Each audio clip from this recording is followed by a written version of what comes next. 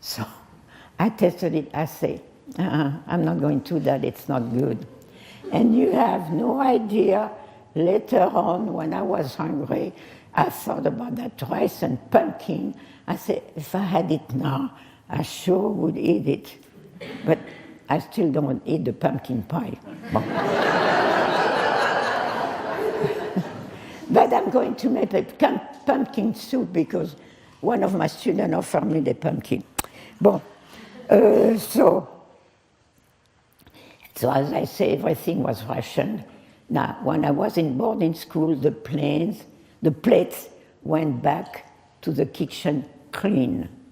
There was nothing less. If we had a little fat on the meat, we ate it. So they were clean. We were hungry.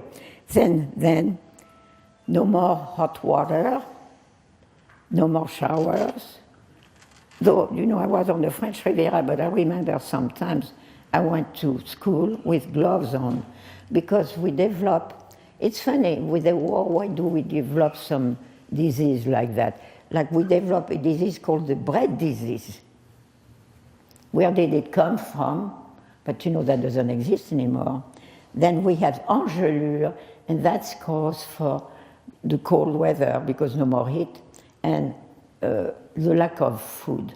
So we had that, but that has disappeared now. But so there, as long as I was in the free zone, we continued a fairly good life. We went skiing. Of course, when we got to the Alps, the hotel, no heat, cold water, and in winter when you have snow and so on, but we skied anyway and we had fun. Of course, the trains were very full, and what happens with the Germans where they changed, we had the underground, they would blow wagons. Usually I think it used to be the back wagons of the train where the German soldiers would be. So that's what they would blow up. So finally the Germans got smart. They mixed the German soldiers with the French. This way they didn't blow trains anymore. Bon. And people, I know in Paris, when there was no more heat, people went to bed with all their clothes on. And there was electricity part of the day and gas part of the day, so you had to know when you could cook and take the elevators. Watch that, because you could be stuck in an elevator between two floors. So that was another problem. Bon. So the cars.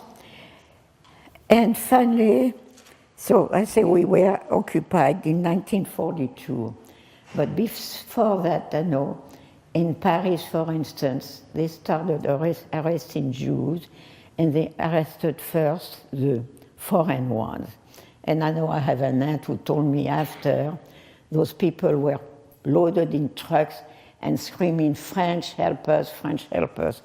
There was nothing you could do because all the Germans were armed and armed well, and they were sent to that big place where they were in transit, if I can say, and after that went sent up to usually Germany.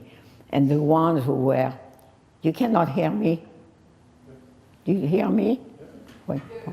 Very well. Huh? Very well. Very well. Oh, good.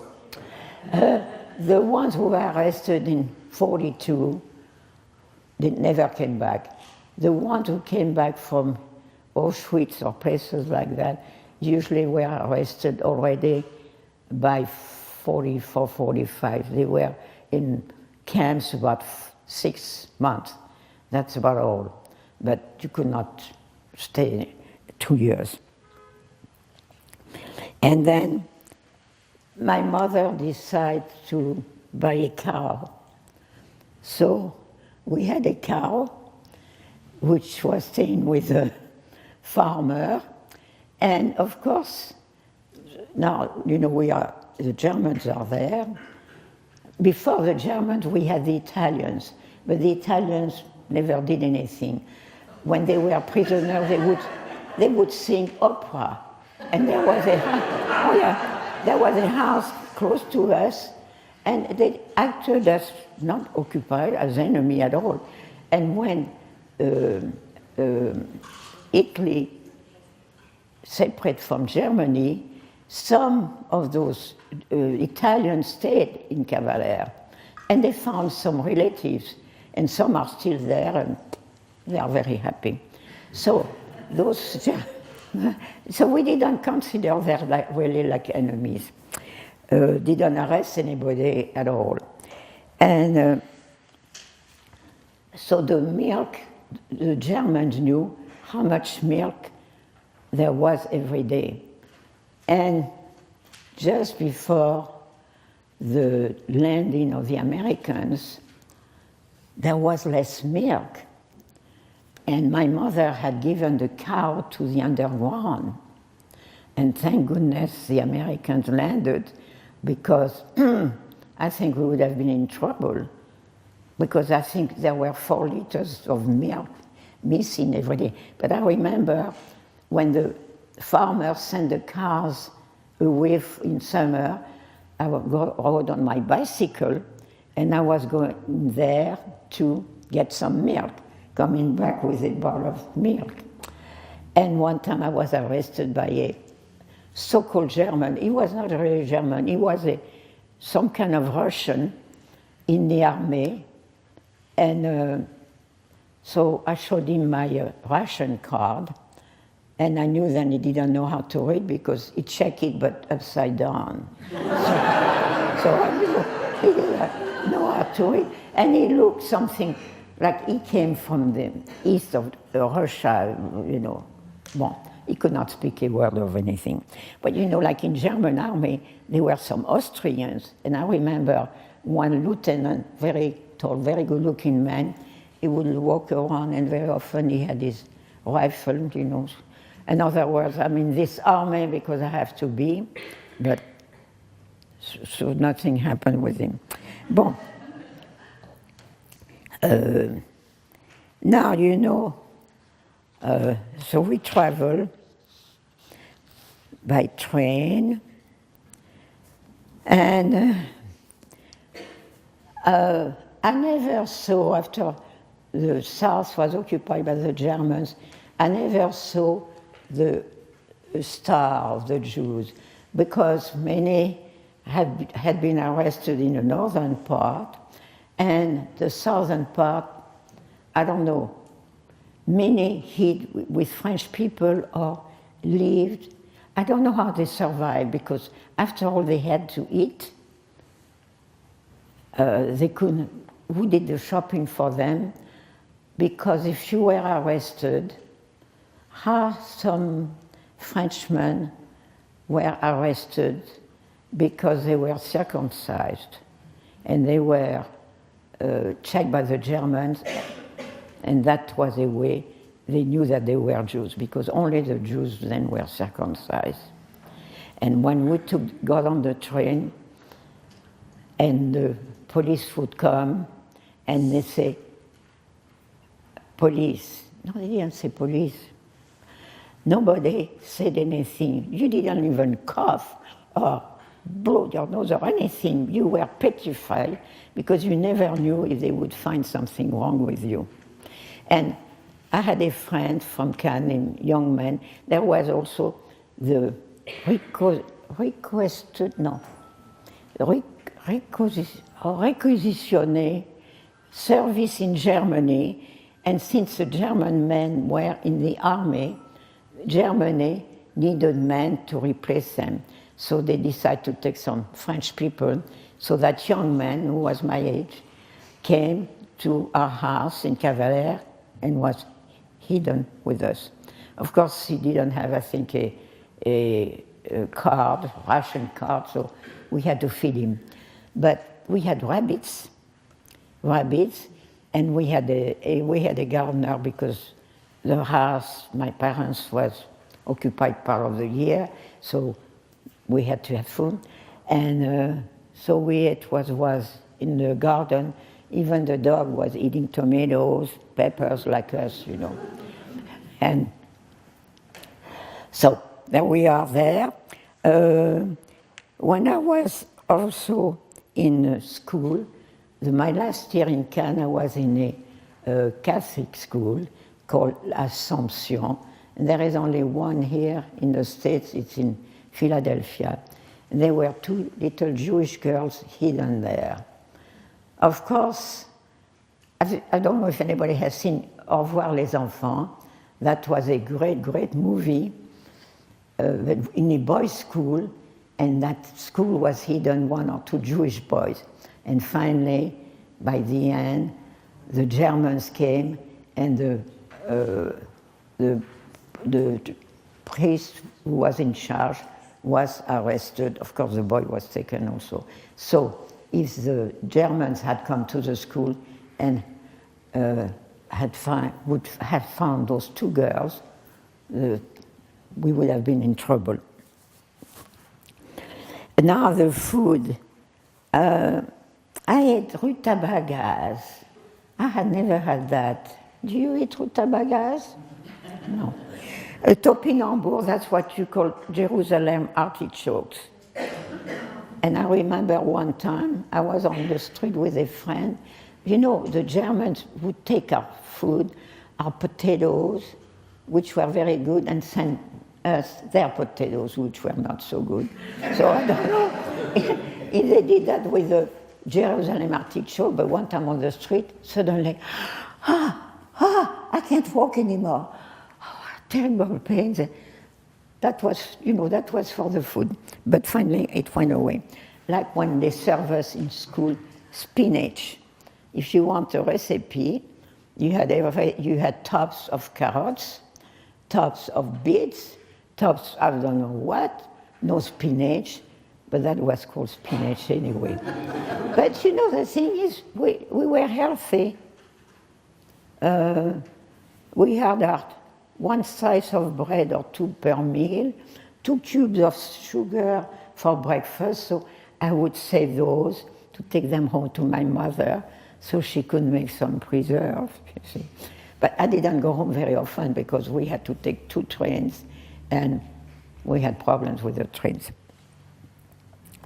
One time, we had a curfew, of course. I was out with a friend and it was past the curfew, and we met a German patrol. And thank goodness, she was Swiss, but she spoke German fluently. So she told them I had a nail in my shoe, and I was leaping, and that's why we were late. We missed the curfew. We got away. But if I had not been with her, well, what did they do when they caught people past the curfew? Or they took them and you walk all night long with them, I heard, because I never saw it. Or they took them to their post and you would polish their boots all night long. But that's about all they were doing. Of course, if you minded your own business, didn't say anything against the German government, you were all right. The Germans, if they did something, it's because you had done something wrong. One time I was waiting for the train, that was in summer, and I know I was on the Riviera, French, wearing shorts, and came that German, and I don't know why, he hit me like that. Of course I didn't react, because if I had reacted, I would have been arrested right away. Or maybe shot, You never know about that.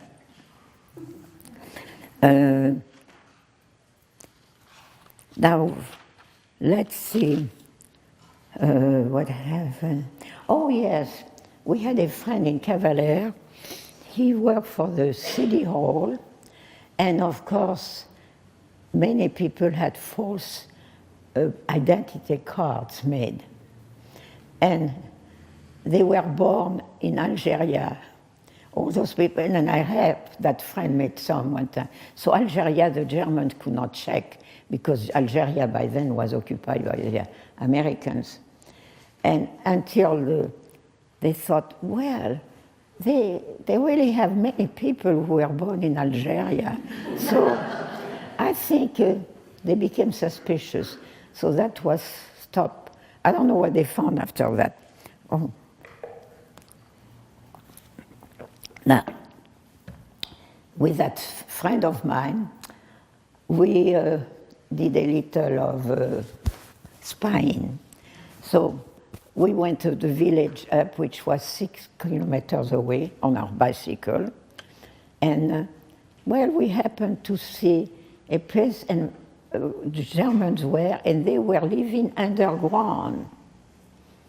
So we noted all that, and my friends put that in the tube, or I don't know how you call that, of the bicycle, and then he took that to Cannes, and a few days later, the Americans came and bombed that place.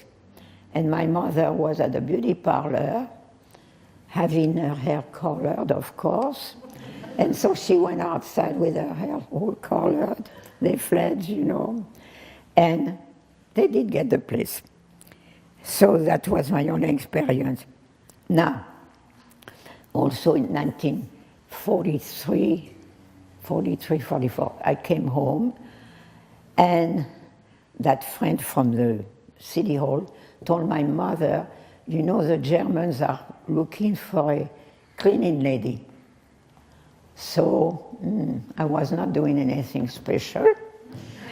And I took off. I went to Avignon because I would have had to go and work for the Germans and clean their place. So I went to Avignon and I stayed there with some friends for 3 months. And then finally I came back. And I remember taking that train. Sometimes you had to take in those times the trains were not air conditioned. You pull the windows down. My suitcase had to go through the window, and we were just, you know, just packed.